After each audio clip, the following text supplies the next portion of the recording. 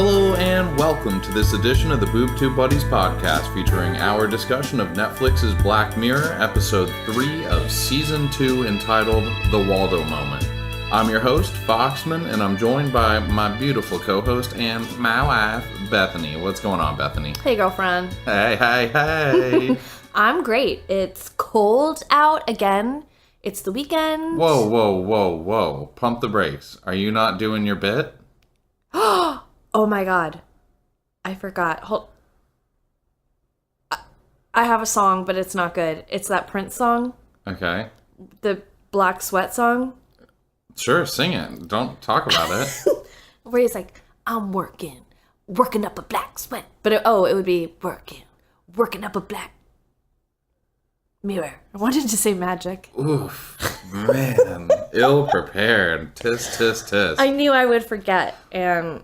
For those of you joining us for the first time, first off, it doesn't normally go like that, but you can follow us on Facebook, Twitter, YouTube, Instagram, Reddit, or on our website, www.boobtubebuddies.com, to get in on the conversation. And we will definitely make sure that all your thoughts, theories, everything like that get on air.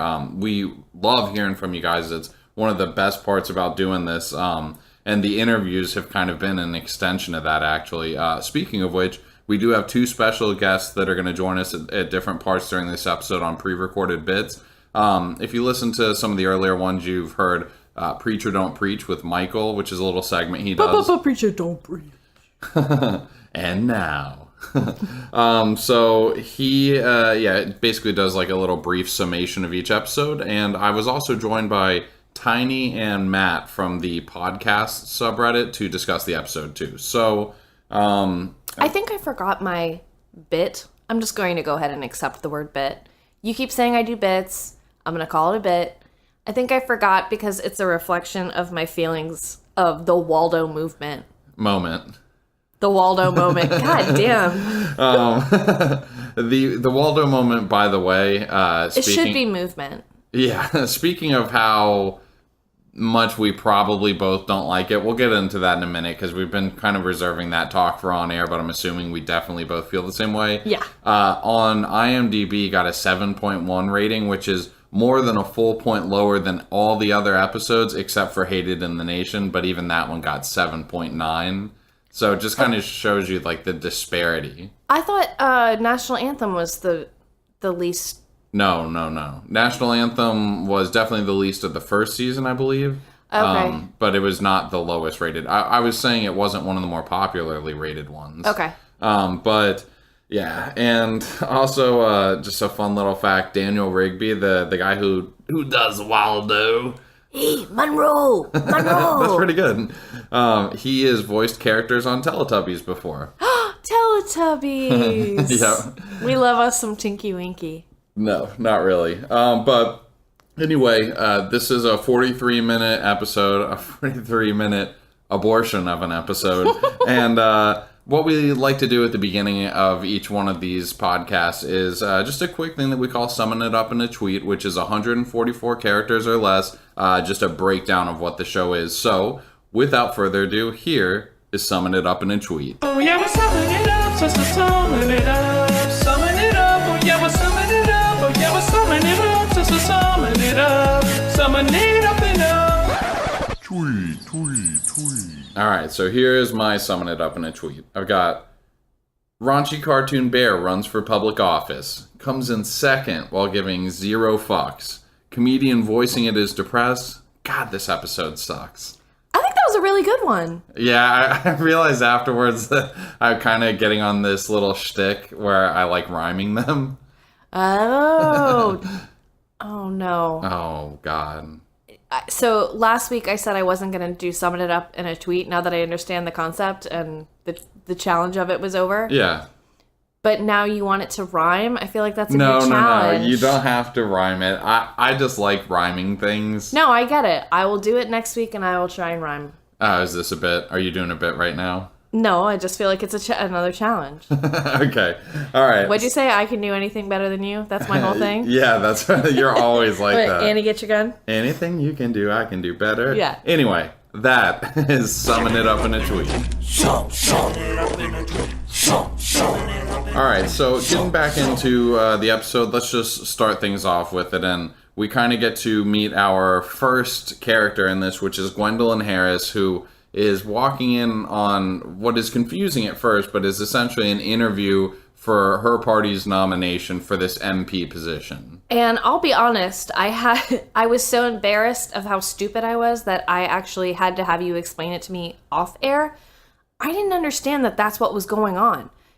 I watched the episode twice, and I really thought that she was working on Monroe's campaign. Like, they hired her as an aide or something.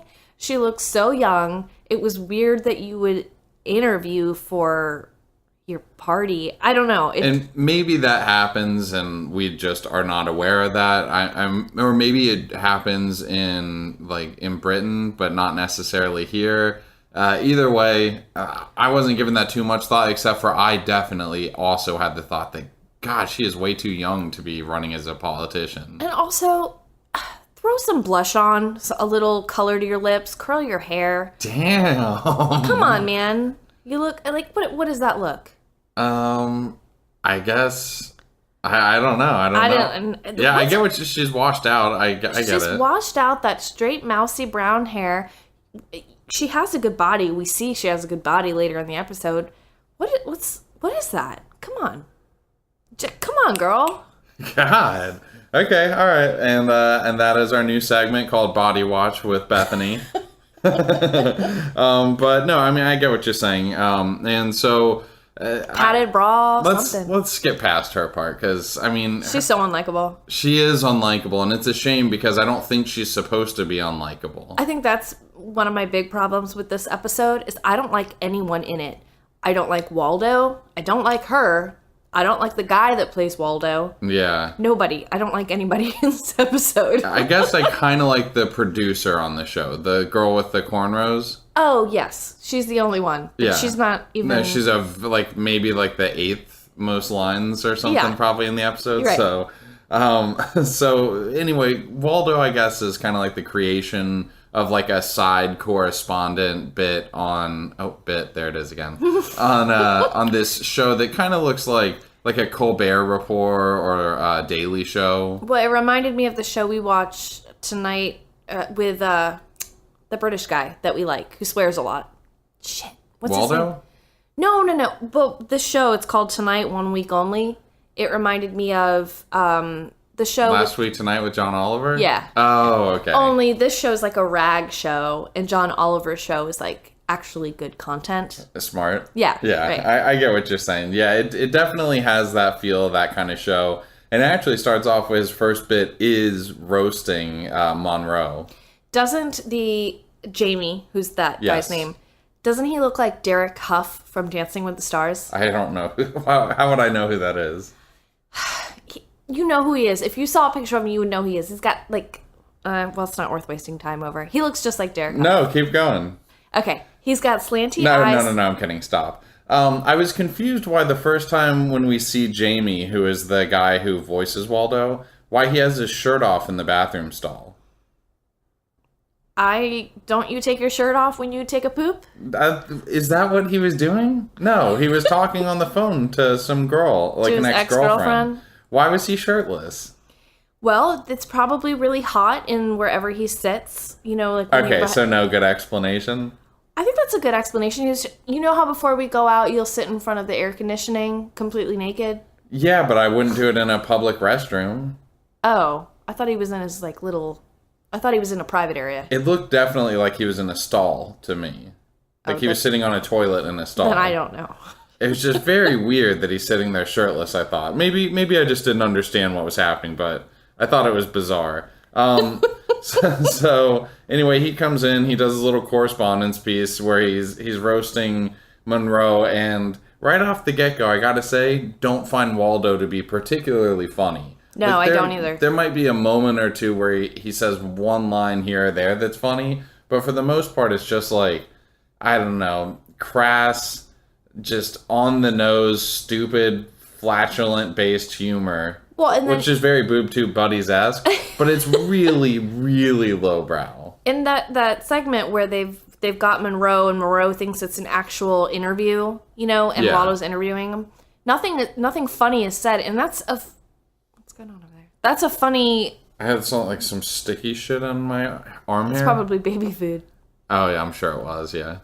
Anyway, that premise is funny when you catch somebody off guard and do like Sasha Baron Cohen. Definitely yes. And it was not funny. He just swears a lot. Yeah, it's really not funny because none of it felt targeted at all. And it's not smart, you know? Well, it's definitely not smart. It's really easy to liken his character to Trump.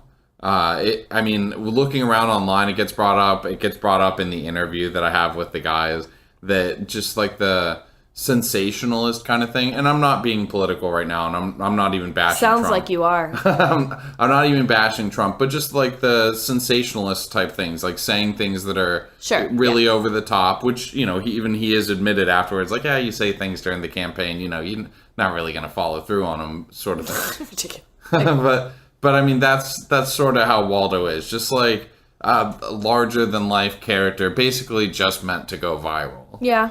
And so it actually comes out afterwards. This is where the brainstorming comes together, and he meets with the owner of the company, and the owner wants him to actually run for the MP position. Oh yeah, and do a pilot because Monroe is upset about how that interview went, which is good for ratings. Yes, yeah. Yeah, so add Waldo to the ballot, and Jamie's not really on board with it, and at least he knows. He's like, I don't know anything. I'm not political. He is such a fucking wet blanket, though. He totally is. Like, if they had made him have, like, this resistance to the character and all this stuff, but be a likable character outside of that, who maybe just has a conscience, because to me it just seems like it's really less of the conscience thing and more that he's just depressed. Just depressed, and Gwendolyn brings it up later. Well, what do you stand for? He doesn't stand for anything. It's not like he's going against his principles. He stands for nothing. He's a whiny little baby. And twisting his character around would have made the episode way more bearable. Not to make like that was not what I was going for there. But, I mean, like, if they had made him, like, if he had his own standpoint and wasn't allowed to voice it as Waldo, or agreed, or if he, you know, was just idealistic, so he didn't want to do this whole nihilistic approach, but the fact was that he was just depressed and he was sad and he's lashing out at everybody around him all the time, whether warranted or not. So any poignant moments of him realizing that he's selling out or something were just completely lost in the wash of his everyday behavior. He's exactly a wet blanket. That's the perfect way to describe him. But Waldo. You do a way better Waldo than I do. All I can do is Monroe, hey. Oh, you sound like you're doing like a Mexican Waldo. Hey, Monroe. Hey, see? That's offensive. Okay, so I do like this part coming up. Yeah, so he goes on the road basically, and like they're doing this Waldo van tour thing with the big screen outside. And the first time they show up to Monroe's little public appearance that he's doing, I love that he says something about gawking at the mom's big milky tits. Big milky tits. Okay, well, you know what? It was as if Waldo was making a callback to your joke in last episode. Right. Well, no. Be right back. Yeah, and I talked about her beautiful big milky tits. Yeah. Me and Waldo, man. I guess big milky tits is a thing. And to be fair, when I was editing together the YouTube clip for our podcast for that episode, in one of the clips, it is her with her big milky tits, kind of like poised over him, like right before they're about to have sex. Yes. And they are pretty big and milky looking, like they're very pale. They're gorgeous and they're smooth. Yeah. Well, I didn't stare at him that long. He's like really, that guy in Be Right Back is tiny and skinny. Like he looks like he needs some nutrition from her big milky tits. God, what the fuck? Okay. All right, that was cool. But anyway, again, it's more lowbrow stuff right here. He's hounding poor Monroe. He has his little boner pop up out of the bottom of the screen. Yeah, kind of like that. Which seems inappropriate to have in public. I agree. But maybe it's Europe and things are a little bit more. Right, I was going to say overseas. If that happened here in America, people would definitely be pissed and writing into the station and like calling out to the FCC if there were boners popping up and stuff like that. Yes. Don't you think? Yes, absolutely. God, all right, on to the next scene. So Jamie ends up actually sleeping with Gwendolyn Harris.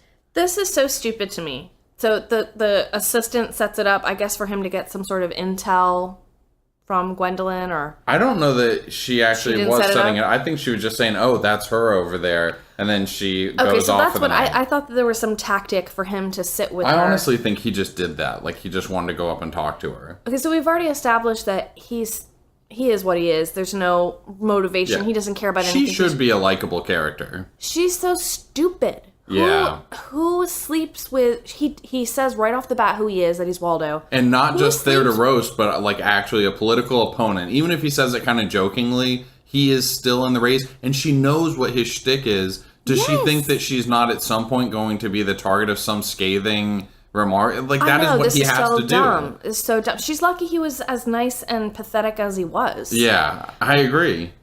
Which is why after they have sex, when he is like, well, will you stay with me? I wasn't sure the first watch, like, oh, is this for real? Or is he, trying to get more information? No, he's just really, really sad and pathetic. Yeah, he's literally crying after sex in the bed. And not in the really cute way. What would be the really cute way? When... I just want to float out there, because the way that you're starting to do this and now you're laughing uncomfortably about it, I just want to point out there that I don't cry after sex. So if anybody here is thinking like the reason this is getting brought up is because I cry after sex, I feel like I have to defend myself. And if you're listening to this and you're thinking like thou doth protest too much, that's not the case either. And still you can't even gather your words. You're over there laughing so hard. I don't do that. Okay, all right. Well, you know what? While she composes herself, we're gonna throw over to the guys for our interview here. So we'll be joined back after that, and then a brief Audible ad. So we'll see you guys in a few minutes. Player 3 has entered the game.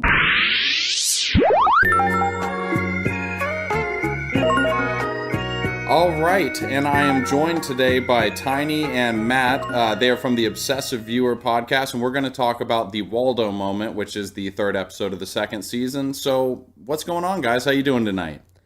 Doing well. How are you doing? This is Matt, by the way, and Tiny. This is Tiny. I'm doing great. Glad to be here. Yeah, really happy to have you guys on. I was telling you guys ahead of time how awesome it is that I'll actually be talking with people that have probably equipment that's better than my own. So should make editing a hell of a lot easier. Right.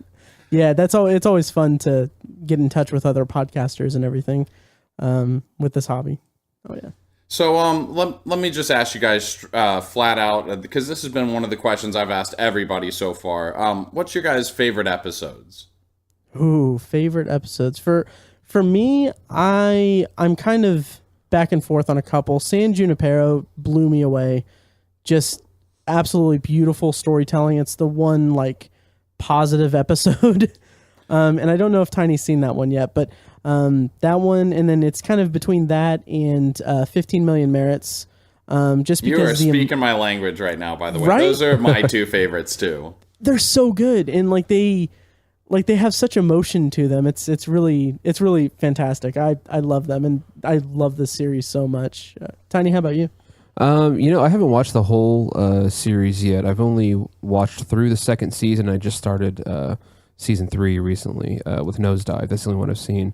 But for me, the first episode ever, the national anthem, I think is really special. I just loved the imagery of it and just how dark it is, really. I mean, the whole show's dark, but that really just grabbed me right off the bat.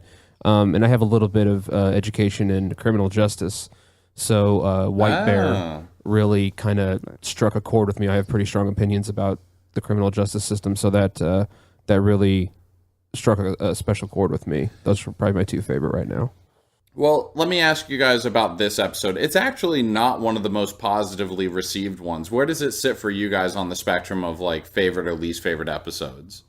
Let's see, the Waldo Moment? Yeah. The first time I watched it, again, like it didn't really... It was pretty okay. It was a little different from what I'd come to expect from a Black Mirror episode. But like now it's I'm someone who does not really care for the political machine and the political conversation and everything. And there's a certain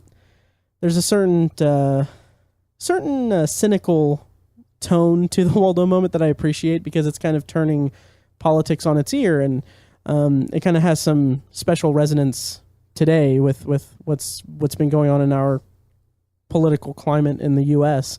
So it's kind of interestingly grounded in a weird way, and it's fun to see that political machine within the story kind of get turned into a farce.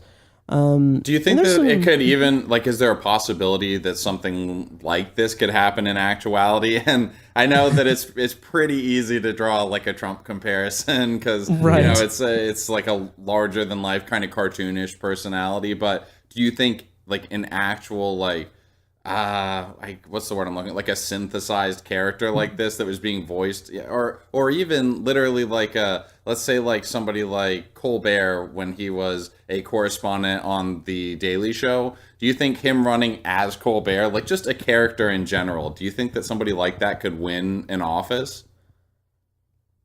Ooh, that's a good question. Tiny, what do you think? You're more politically versed than I am. Yeah, the optimist in me hopes not. I mean, we see how it worked out in this fairly, I think, realistic scenario in this episode. So I don't think it's a good idea. But who's to say what the public would attach to? It's really hard to tell. I think we were all pretty blown away by the election this year. And like you said, there's a bit of a overlap or a bit of a theme there that connects with this episode. So I really don't know if this could happen. After 2016, I'd say anything is possible. I'm right there with you too. Yeah. And let me ask you guys: what was the level of volume for the fire truck coming through on my end? What? We can't hear you anymore. Okay, yeah. It seriously was like the world was ending outside of my house. Yeah. Oh man, I have noise canceling headphones, and I'm like, what the fuck is that? Oh, that's awesome. funny. Well, okay. Let's boil this episode down. Do you guys think that there is like a distinct and clear moral to this story? Because a lot of the episodes, you watch it and it is very clear what they're trying to tell you or what they're pointing their lens at. Do you think that this one has a distinct moral?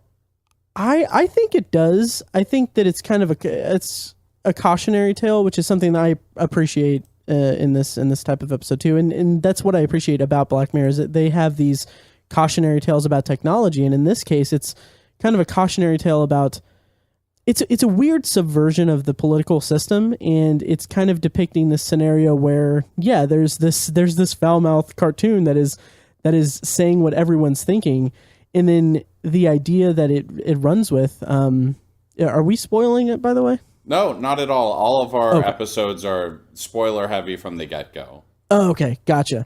Sweet. So by the end of it, like, it's representing this, what is this cartoon character is this ideal rather than this particular candidate or this human.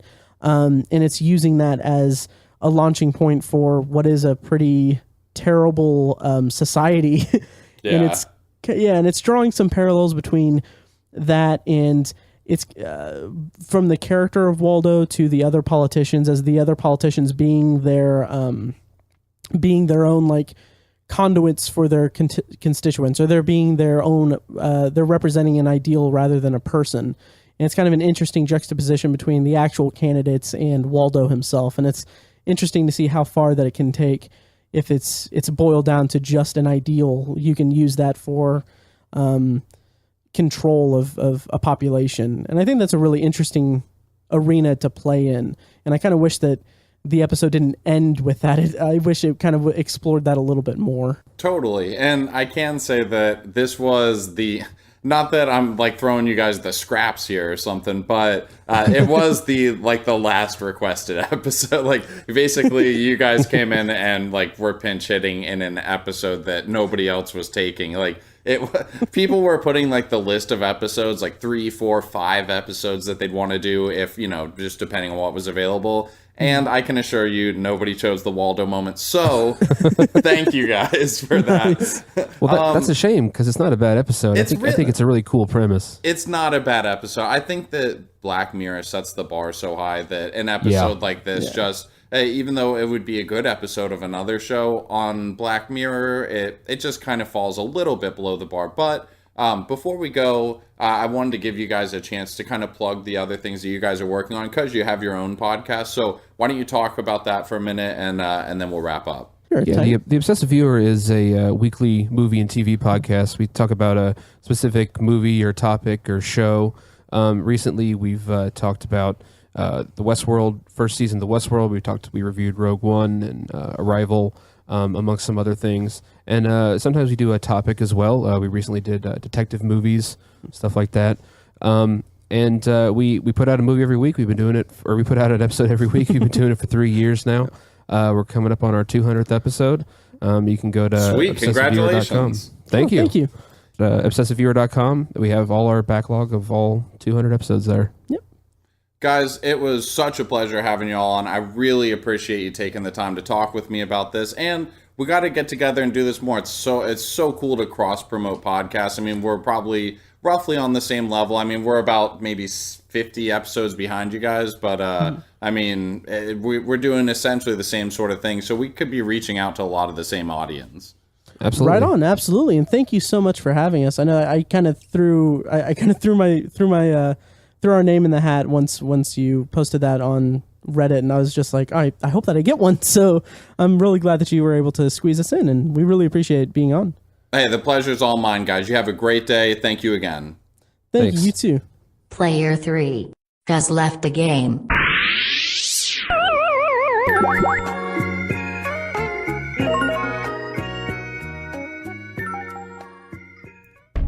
Hey little buddies, this episode of Boob Tube Buddies is brought to you by Audible. Simply go to audibletrial.com/Boob Tube Buddies to try Audible free for 30 days. With exactly one title more than you could reasonably shake a stick at, Audible has something for everyone. Titles such as The Art of the Deal by Donald J. Trump, similar to other classic art of titles such as The Art of War by Sun Tzu and Art of Seduction by Robert Greene. The Art of the Deal teaches you how to get what you want out of life, but in this case, by using shady, underhanded business tactics. So whether the art you pursue is meant to be monetary, moist, or militant, Audible has you covered.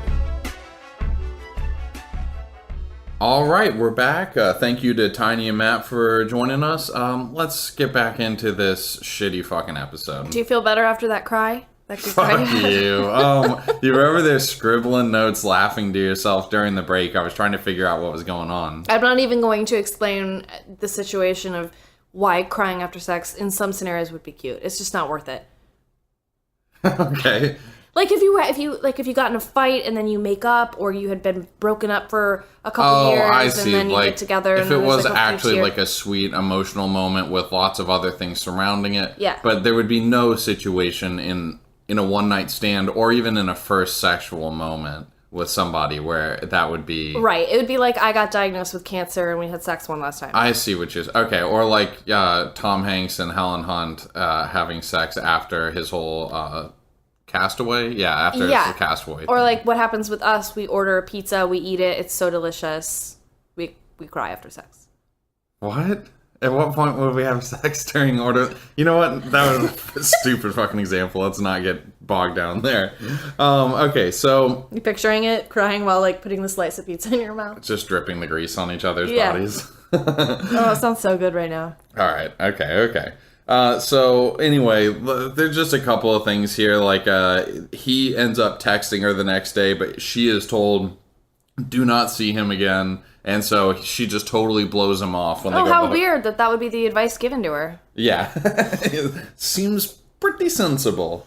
Yeah. And that is really what starts his... I mean, he's already kind of circling the drain, but this really quickens the downward spiral. Yeah, and like a baby, he's upset with her, and then when he has the televised interview, Monroe puts him on blast. And honestly, I was like, you go, girl. Because Monroe had good points. Everything he said was right on. I'm sure that he prepped for that. Oh, I'm sure. To eviscerate him. James, or Yeah, James had nothing to come back Jamie with. is what he goes Jamie, by, but not- no, he actually, that's fine because James Monroe Salter. calls him James, what is it, Seltzer? Salter, I thought. Salter, yeah, that's right. Pouring salt in those wounds. Oof, yeah, like about how if you looked at his resume of his failed comedy career, But that it's super short. Right, and all he had to come back with was Venom and... Oh, well, I can't... There's nothing I can say to Monroe, so let me throw Gwendolyn under the bus because she didn't meet me at a bar after our one-night stand where I cried. I mean, he does lash into Monroe for a little bit, you know, talking about how he's just fake, he's just a figurehead for this bullshit of this line of unending political figures who don't stand for anything real other than their own greed. Well, and that's exactly what I was going to say, is that the thing that's repeated through this episode is, what do you stand for? Are you real? You're not real. Because nobody is really real in this episode. Yeah, he's saying you're not real either, and he's saying this bitch over here, she's even less real than you are. And that the culmination of all this is Waldo goes even more viral. Yeah, I guess so. Sure. He gets over 1 million views is what we end up finding out from the owner of the thing. And Jamie ends up meeting... Well, he keeps getting pushed, and he doesn't want to... For more and more Yeah, things. yeah, Like, yeah. there's this one guy who comes from some think tank in America or something like that who comes over and talks to him and the owner saying, we can take this message viral. People can hire you on. Like, he reminded me of Remy from House of Cards. Yeah, he was very Remy-esque. Yeah. Yeah, that's what I like was some sort of thinking. lobbyist or something like that. Like, what way can we... Because Waldo's just a gross blank slate of people who are latching onto it, even though he doesn't mean anything, so how can America manipulate that? Yeah, exactly. So, like, in a political election over here, like, somebody like Hillary's campaign could hire him Waldo? to come in basically and not be like he was part of Hillary's campaign, but as like a independent, but to like Yes. really blast Trump or something like Right, that. And right. that's what the guy said. And you could take it global. Like you could do it in Tokyo, and actually you see that during the credits playing Yes. at the end, that is exactly what's happened. That Waldo is basically coming into all these different races around the world and is most likely, because of this conversation that we heard, targeting single candidates of one party, probably being paid out by the other party to do it. Brooker, the guy that does this show, Yes. he does a great job of making you feel so stupid, like as a human being, just so stupid, like cows being hurdled, Definitely. or not hurdled. Yeah, hurdled, Herded. catapulted. We're all just so dumb. Yeah, the slack-jawed, slobbering masses, which is Yes, we pretty just true. Follow whatever shiny light is. This is what we need to be doing. And we're so dangerous. But we as do you- such dangerous things. We're so fucking dumb. As you get older and enter like further into your adulthood, and you look at not necessarily the people around you, but like what you see on TV and what people believe and like the propaganda that people accept as just being absolute truth, don't you feel like people are pretty stupid, like Black Mirror Yeah. level stupid? Yes, it's so. I mean, I'm not going to get political either. I won't. But this most recent election, you see, I mean, and they're not stupid. You know that like, we have smart friends. But you see how things change, and all of a sudden they're agreeing with on either side. They're spouting things that they wouldn't have spouted a couple years ago, or no, this person's really good. No, this is good. This is good. It's like, well, a few months ago, I think you said it was a joke that they were running, or that this person was so unlikable. You know, like we just it's crazy. Yeah, there was literally there was a thing going, like a conspiracy for like the ultra, what they are called alt-right, that Hillary was running alien. a child sex trafficking ring out of the basement of a pizza shop. And it was like getting played on the news. Like that's how big it got.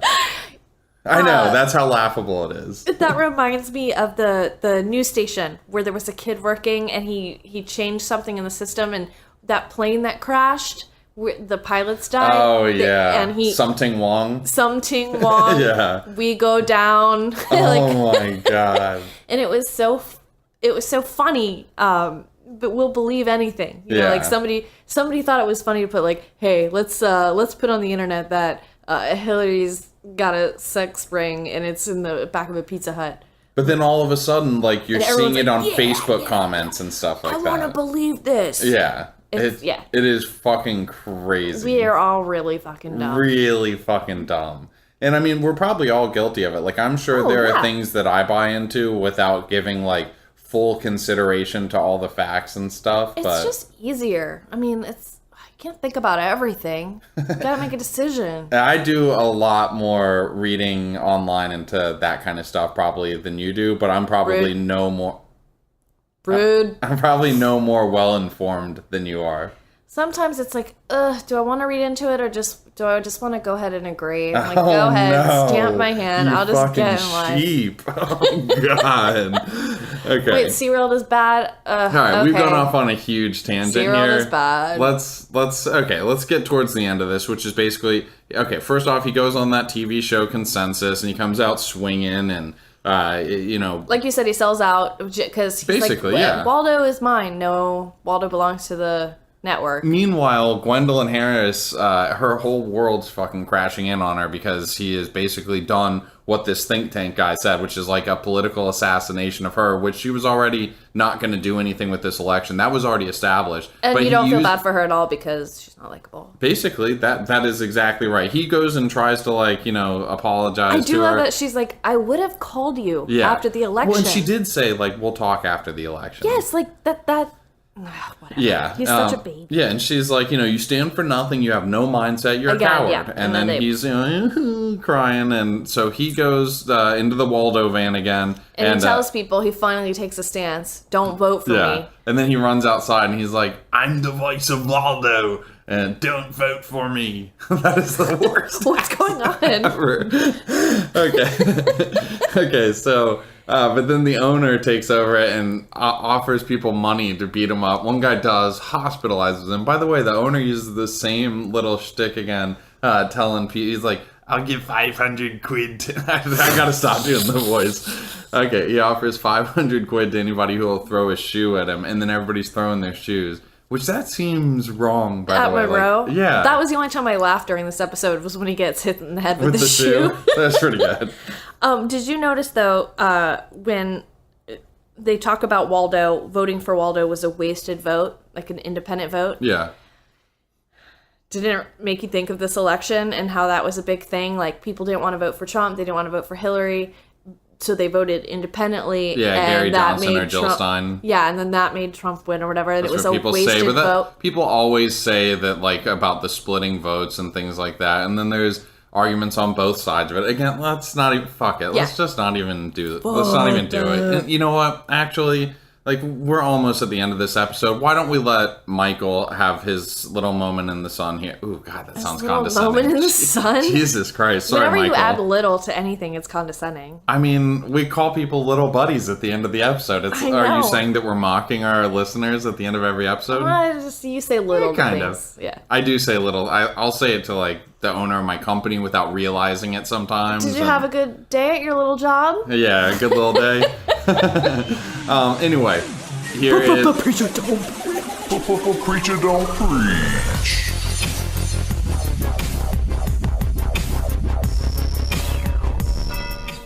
And now, here's Mike. Hello, and welcome once again to another episode of Preacher Don't Preach. As always, I'm your host, Mike, still in search of a semi-cool nickname. So, come on, I need your help. But tonight we're going to be looking at Season 2 of Black Mirror, Episode 3, Waldo. Just say the name Waldo, and that kind of sums up how I feel about the show. Waldo. It's kind of like, I say it like Hodor. That's how I feel about the episode, right? Not my favorite. And I kind of struggled to find something in here, but it does have a bit of a topical feel to it. I think what Waldo's doing is it's examining the impact, the effectiveness, and, certainly our appetite for rhetoric and sophistry and how we process modern day media, politics, even advertising to a certain extent. These things are in there all over the place. You don't have to look hard for them. Whether it's tweets from Hillary Clinton, you know, or from Donald Trump. That has not been hard to find examples of this if you really want to find them. And it's not new. I mean, sophistry and rhetoric go back to ancient Greece, you know. And while rhetoric can be positive, what I'm talking about, and I think what the show is talking about, is that kind of negative rhetoric that we see nowadays. What's changed so much, though, is those delivery methods, man. You know, it serves 143 characters or less, or Facebook, or, you know, little sound bites on the news and stuff like that. It's the perfect delivery method for things that are meant to be deceptive or to give you a false sense of what the real situation is that's going on. So I can hit you with this short little blurb, and you read it in the heat of the moment and you move on. And the insidious part of the whole thing is that in the heat of the moment, you don't get the chance to call bullshit. So when you're just like scrolling through your Twitter feed and you see, oh, you know, Joe Smith said this about this, and you're like, wow, that doesn't sound right, that sounds crazy, you don't really have the time to stop and I don't even know, maybe not the willingness. I know when I'm scrolling through Twitter, I typically am not stopping to read the entire, you know, to stop being on Twitter, go search on the internet, find what it is, and really investigate it. I mean, I do sometimes. If something is just insanely far out there, I will do it. But by and large, that's not what's happening. We're just reading those characters, and we don't have the time in the moment to call bullshit, like I said. And in between that and the next time the topic comes up, it has this way of weeding into our subconscious. And those things are in there now, and you know, we might blurt them out in the heat of an argument, or you know, somebody might say something to us that's really accurate, and we say, oh, no, I just read this today from like a reputable news source. But like, that's the problem, is like, news sources are as bad as anybody. You know, they rely on fear and salaciousness to get readers and viewers all the time, and you know, they play on those kind of baser aspects to our psychology in order to do it. It's just gross, man. You just want to like wash yourself after it, I would think, if you're in that business and you're pumping that crap out there, because there's typically intelligent people who are doing this. But something I haven't done in this program that I'm going to do right now is like a call to action. You know, especially now, because the fake news phenomena that's going on, what that is it's making us, the consumers, look like fools. They think they can tell us whatever they want to tell us. They can tell us these ridiculous stories, these blatant lies. And maybe blatant's not the wrong word. Maybe they're clever lies and they're harder to see. But still, it's on us. Like, we're the ones being fooled, you know? And it's happening all the time. It's not a fool me once, shame on me, fool me twice, shame on you, whatever it is. I think I just said that like George W. Bush, but you get the idea. So what is it? What's my call to action? Here's what I want from you guys. Here's what I want from everybody. Man, be skeptical. When you hear something, don't just believe it. Go and look it up, man. You know, if you want to write it down, jot it down, carry a notebook and say, oh, that sounds like bullshit, or it sounds too good to be true. Go and check it out. Go and look it up, because that's what it requires. That's how you beat back these, you know, solicitors of falsehood that we're seeing popping up left and right and all over the place. And let me tell you, it's not going to get any better anytime soon. It's in the system. It's only going to grow, you know, unless like some kind of weird legal action takes place. But from what I understand and reading articles, that's probably not likely. There's not much you can do about it, except for me and you and everybody else, like I said, being skeptical. Get in there, dig around. Don't let people dictate what it is you know. Don't just accept what they tell you. Get in there, man. It's the best way to be. And that is my 2 cents for this week. I'm sorry if it was even a little bit more over the top with the preacher aspect of it, but you'll forgive me. And as always, it's been my pleasure. And remember, this unexamined show is not worth watching. We'll catch you next week. It's going to be the Christmas special, White Christmas, right? I think that's what it's called. So looking forward to it. I'm going to talk to you next time. Peace out, little buddy. Preacher don't preach. All right, there's Michael, as always. Thank you very much, Mike. He does a really good job on his little Preacher Don't Preach, his little segment. He does. I'm so proud we came out of the same uterus. God fucking damn it, Bethany. He's my brother. Okay, anyway, that's pretty much the end of the episode. It ends with Jamie is sleeping under an overpass. I hate this ending. It's so dumb. It's fucking stupid. Honestly, why is he homeless? In a sleeping bag under the overpass is where this episode deserves to be sent. Like, I don't know. Maybe when I was done with the series, to me, the Waldo moment stood out like very obviously as my least favorite episode. Yeah. But I didn't think that I disliked it. I have to say, like, watching it again was actually a bit of a chore. Yeah. Like, it was the first episode that we've done now, because we watched the whole thing through like a month ago, and we're rewatching them and then talking about them. This was the first one where I was like, I checked the time twice. Oh, wow. Yeah. Yeah, no, I would say that this is the only Black Mirror episode that I don't like. The rest of them I have feelings, but I still like them. I don't like this one. Yeah, that's pretty much exactly how I feel. I didn't know that I felt that way for sure until the second go through. Yeah. And it's bad. I mean, especially because now we're dissecting them, and then, like, we were talking ahead of time about, okay, gotta make sure you bring the energy. Like, even though we don't like it, gotta shut up and dance. Very nice. Okay, yeah, thank you. I like watching it. It's like the flashbulb go off in my head. Yeah. Okay, let's wrap things up. Again, thank you all so much for joining us. As always, you can follow us on Facebook, Twitter, YouTube, Instagram, Reddit, all that stuff to check out new content, to get in on the conversation. Please tell somebody about the show. I mean, that's the best thing that you can do to support us. I mean, obviously, there's the Audible thing. There's 5 stars on iTunes. All that stuff is good, but telling somebody about the show is the best thing you can do. Send us pictures of your big milky tits. I'm not even going to comment, because if I say, yeah, do that, all of a sudden you're just going to shut down. Motherfucker! Yeah, exactly. I'll definitely be crying after no sex tonight. Funny note, we're about to order a pizza. Yeah, oh, that's true. Oh, man. Oh, it's going to get greasy up in here. Okay. Gross. Bethany, would you like to tie a bow on this bitch? Good night, little buddies.